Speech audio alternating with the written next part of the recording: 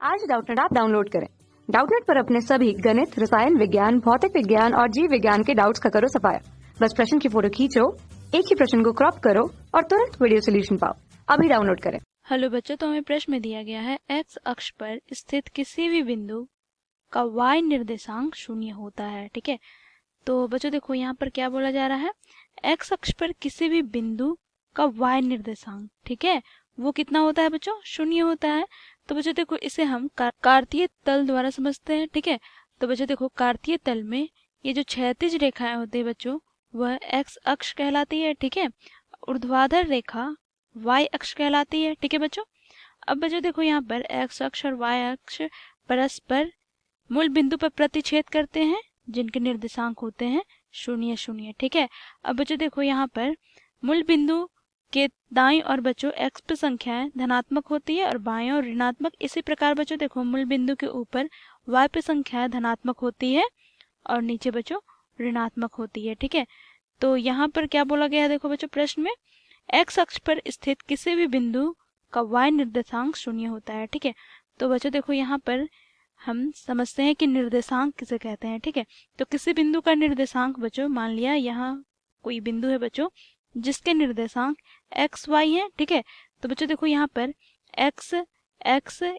ये दूरी होगी बच्चों। ठीक है, इस बिंदु के बच्चों देखो y अक्ष से इस बिंदु की दूरी को बच्चों हम लोग क्या कहते हैं, x से प्रदर्शित करते हैं।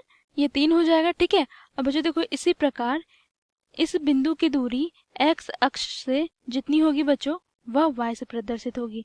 तो बच्चों देखो x अक्ष से इस बिंदु की दूरी कितनी है, 3, तो यहाँ पे हो जाएगा बच्चों देखो x के स्थान पर 3 और y के स्थान पर, तो इस बिंदु के निर्देशांक हो जाएंगे 3,3। ठीक है, इसी प्रकार बच्चों देखो क्या बोला जा रहा है, x अक्ष पर स्थित, तो x अक्ष बच्चों हम लोग यहाँ पर किसे कहते हैं, तो क्षैतिज रेखा को बच्चों हम लोग यहाँ पर x अक्ष कहते हैं। ठीक है, तो x अक्ष पर किसी बिंदु, मान लिया बच्चों यह बिंदु, ठीक है, तो इस बिंदु का निर्देशांक क्या हो जाएगा बच्चों, तो यहाँ पर देखो y अक्ष से इस बिंदु की दूरी यहाँ पर कितना है बच्चों, 5, तो यहाँ पर हम 5 लिखेंगे। ठीक है, और बच्चों देखो x अक्ष से इस बिंदु की दूरी कितनी हो रही है, तो ये शून्य हो रही है बच्चों, तो यहाँ पे शून्य हो जाएगा। ठीक है, तो यहाँ पे बच्चों देखो x का निर्देशांक कितना हो गया, 5, और y का निर्देशांक 0। ठीक है, तो बच्चों देखो इसी प्रकार हम x अक्ष पर अन्य दूसरा बिंदु ले लेते हैं। ठीक है, तो बच्चों देखो यहाँ पर दूसरा बिंदु ले लेते हैं। ठीक है,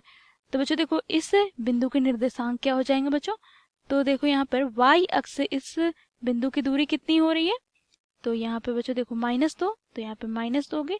अब बच्चों देखो x अक्ष से इस बिंदु की दूरी कितनी है, तो बच्चों यहाँ पर देखो ये 0 हो जाएगी। ठीक है, तो यहाँ पे हमें निर्देशांक प्राप्त हो गया बच्चों, देखो x का निर्देशांक -2 तथा y का निर्देशांक 0। ठीक है, इसी प्रकार बच्चों देखो x अक्ष पर y का निर्देशांक हमेशा हमें 0 प्राप्त होते हैं, जैसा कि बच्चों यहाँ पर हम देख सकते हैं, इस बिंदु पर देख सकते हैं।